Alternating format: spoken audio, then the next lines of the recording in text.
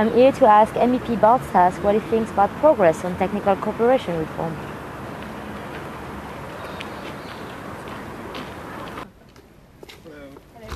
Pleased to meet you. Mr. Staes, in your opinion, has the backbone strategy managed to address the concerns and recommendations of the Court of Auditors and the European Parliament? Well, I think the exercise the Court of Auditors did was quite useful. And also the fact that in the Budget Control Committee of Parliament we were rather critical about what the Commission did with technical assistance, that was really helpful. And indeed, the Commission presented to the Parliament, to the general public, the backbone strategy, which is indeed very helpful in solving the problems the Commission faced before the backbone strategy existed. And do you think it's going to work? Well, in any way, the backbone strategy gives answers to the remarks being made by Parliament, by the Court of Auditors. One of the main problems in the technical assistance, for instance, was how to work with consultants, how to make sure that there is a transparency. And the backbone strategy gives an answer to that.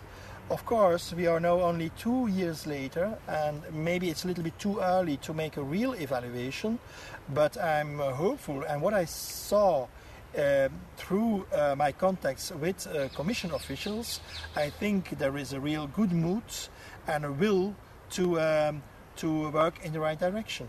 Okay. You are on the European Parliament Committee on Budgetary Control, the body that receives the progress reports from the Commission on the C reform. Or are those reports being received by the committee? Well, the Parliament just restarted its work after the elections, and within COCOBU we have standing rapporteurs on this kind of issues. I have been renominated as the standing rapporteur for development, not for humanitarian aid, but for development. And it is my intention now also when we start the discharge for the year 2008 to take all those half-year reports and see how the follow-up can be properly done. And what's your vision for technical cooperation?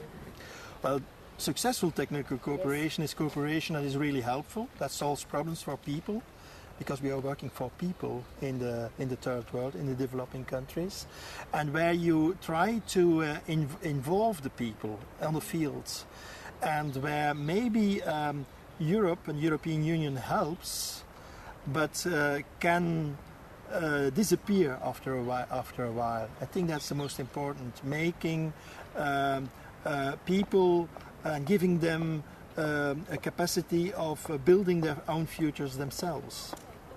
Chris Richel, Director General of EuropeAid, said that TC reform is above all a cultural change.